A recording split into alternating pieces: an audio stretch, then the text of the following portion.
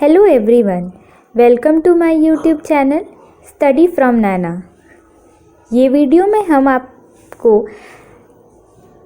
Question paper के बारे में बता रही हूँ। ये AECC का MIL हिंदी का 100 मार्क्स का क्वेश्चन पेपर है जो मैं आपके साथ शेयर कर रही हूँ। तो चलिए देखते हैं। हमारा फर्स्ट क्वेश्चन है कि इसमें हमें 2 प्रश्नों के उत्तर देने हैं। दिए हुए हमारे 4 प्रश्न हैं। इसमें से निम्नलिखित हमें किन्हीं 2 ही प्रश्नों के उत्तर देने हैं। पहला प्रश्न, रामधारी सिंह दिनकर का परिचय प्रस्तुत करते हुए उनके काव्यगत विशेषताओं का उल्लेख करें।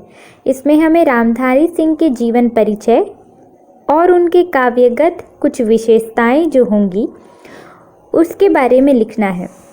उनकी लेखन शैली कैसी थी और वह किस तरीके के काव्य यानी कविता लिखा करते थे। दूसरा प्रश्न, रामधारी रश्मिरथी की समीक्षा प्रस्तुत करते हुए उसमें अंतर्निहित कवि के उद्देश्य पर प्रकाश डालें। हम यहाँ रश्मिरथी के बारे में संक्षिप्त में बताते हुए कवि का क्या उद्देश्य है उसको लिखने के पीछे उसे बताना है। तीसरा प्रश्न, कर्ण का चरित्रांगण अपने शब्दों में प्रस्तुत करें। यानी कि हमें कर्ण के जीवन के बारे में और उसके चरित्र के बारे में हमें यहाँ पे विस्तार से बताना है। जो चौथा प्रश्न है वो यह है कि रश्मिरथी काव्य की भाषा शैली पर विचार प्रस्तुत करें। रश्मिरथी किस भाषा में लिखी गई है और इसकी काव्य शैली कैसी है, इसके बारे में हमें लिखना है। दूसरा प्रश्न, इसमें हमें कविता के बीच में उसके कुछ पार्ट्स दिए हुए हैं। इन तीनों में हमें किन्हीं 2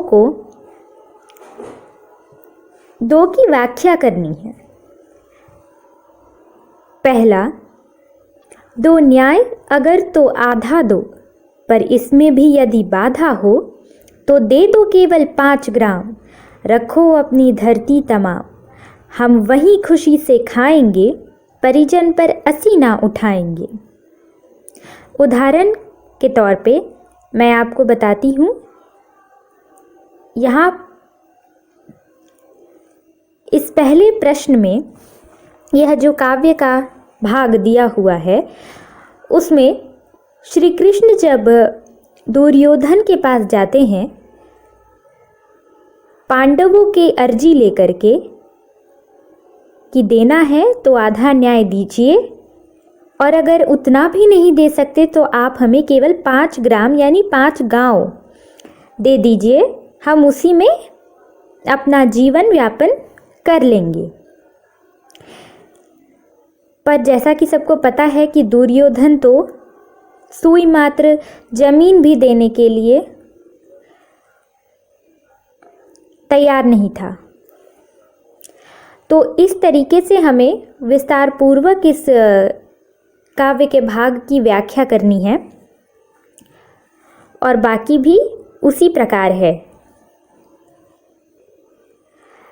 तीसरा प्रश्न है, इसमें यह 1 मार्क्स का क्वेश्चन है जिसके 10 क्वेश्चंस दिए हुए हैं। मैं आपको बताती हूँ। संस्कृत के नाम अध्याय के लेखक कौन है, हमें उनका नाम लिखना है।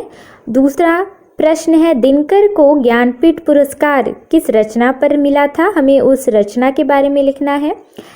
एक बात याद रखिए दोस्तों, 1 मार्क्स के प्रश्न में आपको बहुत बड़ा नहीं लिखना, आप एक शब्द में भी उसको उत्तर दे सकते हैं, उसका उत्तर दे सकते हैं, या आपका जो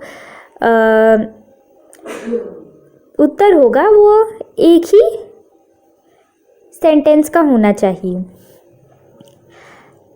चौथा प्रश्न इसमें ये है, निम्नलिखित शब्दों के विलोम शब्द, जैसे आकाश का पाताल होता है, अच्छा का बुरा होता है, तो उसी प्रकार से कुछ शब्द दिए गए हैं जिनके हमें विलोम शब्द यानी कि अपोजिट वर्ड्स लिखने हैं। पांचवा प्रश्न है, अनेक शब्दों के लिए एक शब्द, यानी इसमें मैं बताती हूँ। पहला, जो बहुत जानता हो उसे हम क्या कहते हैं? ज्ञानी। उसी प्रकार है, जो शास्त्र जानता है उसे शास्त्री, और बाकी सारे प्रश्न दिए हुए हैं।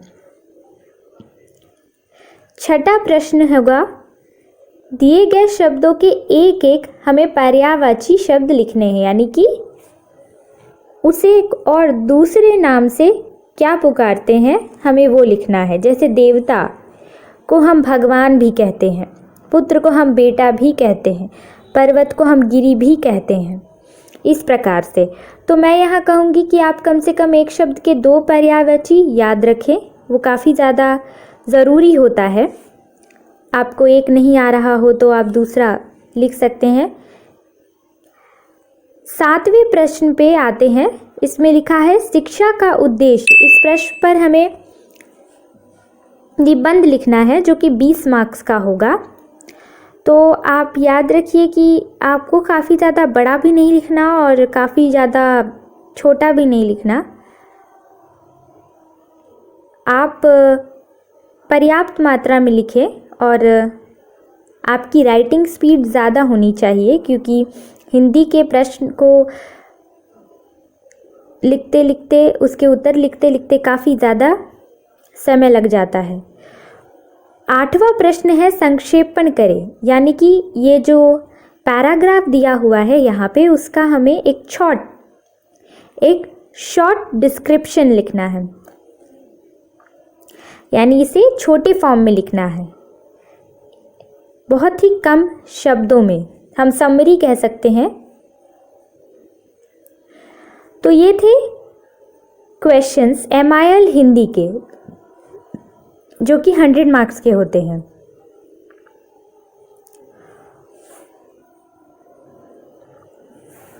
आई होप कि आपको ये हेल्प करेंगे आपके एग्ज़ाम में। Thank you.